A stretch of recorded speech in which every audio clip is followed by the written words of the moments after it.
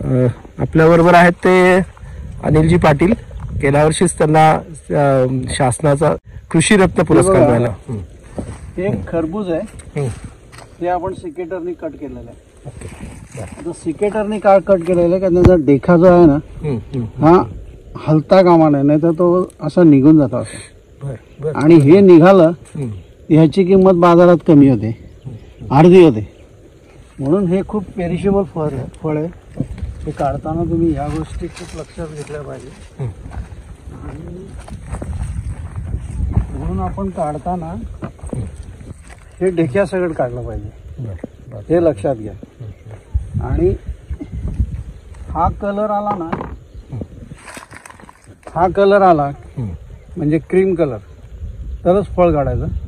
मग ते फळ खूप चवीला खूप छान लागतं एकदम, म्हणजे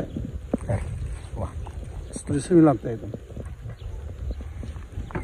आता ही इथे काढतात, आपण ही इथे वळूया. ही काढणी चालू आहे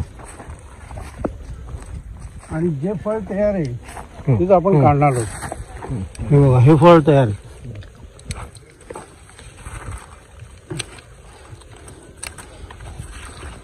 आणखीन असं तुम्ही पानासकट काढू शकले तर त्याला बाजारात आणखीन किंमत आहे.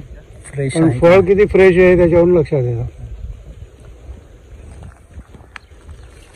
आता ही केव्हापासून काढणी चालू आहे अनिलजी? साधारणतः हे साधारण 3 महिन्याचं पीक आहे, 100 दिवसाचं. 85 दिवसात चालू होतं आणि 15 दिवस काढणी चालू होते, 1 दिवसाआड. लागवड अंदाजे केव्हापासून सुरू झाली? लागवड 3 महिन्यापूर्वी लागवड झालेली आहे. 3 महिन्यापूर्वी. आणि आता त्याची काढणी झाली.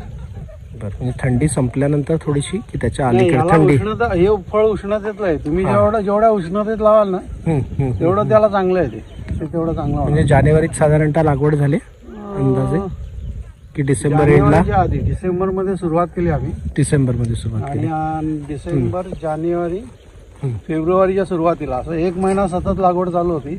म्हणजे 10 दिवसाचा रोटेशन आहे ते 1 महिना सतत चालणार आहे. साधारण बाजारपेठेचं हे बघितलं ना तर रमजानाचा पूर्ण कालावधी फळं निघतील असं आमचं नियोजन आहे. त्या दृष्टीने प्रयत्न चालू आहे. आता हे जे अंतर आहे हे 8 फुटाचं अंतर आहे ना, 2 याच्यात. आणि त्याच्यावरती मल्चिंग पेपर आणि मल्चिंग पेपर आहे, ड्रीप लाईन आहे.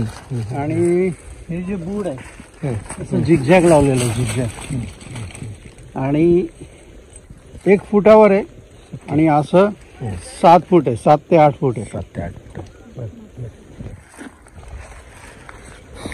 आता टोटल किती क्षेत्र लावलंय अंदाजे? हे सगळं आम्ही यंदा 10 एकर लावलं. 10 एकर लावले. आणि त्याचे टप्पे 2-2 एकराचे टप्पे आहेत की कसे आहेत साधारणतः? म्हणजे तुम्ही अंतर म्हणाला 8-8 दिवसांनी, 10-10 दिवसांनी. 1.5 एकराचे 2 एकराचे टप्पे. खूप छान वेगवेगळ्या प्रकारची शेती करतात. म्हणजे कलिंगड असतात, टरबूज असतात आणि बाकी आंबा आहे, चिकू आहे, केळी आहे आणि वेगवेगळी व्हरायटी असते. जांभळाचं आहे, स्वतःची त्यांची केशर नर्सरी आहे छानपैकी. आणि खरंच तुम्ही भेट द्या, त्यानिमित्ताने वेगवेगळ्या ह्याचं तुम्हाला प्रत्यक्ष बघायला मिळेल.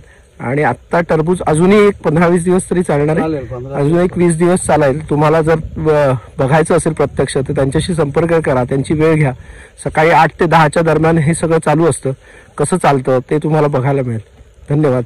गाव विश्वस्य मातरः, वंदे गो मातरम्.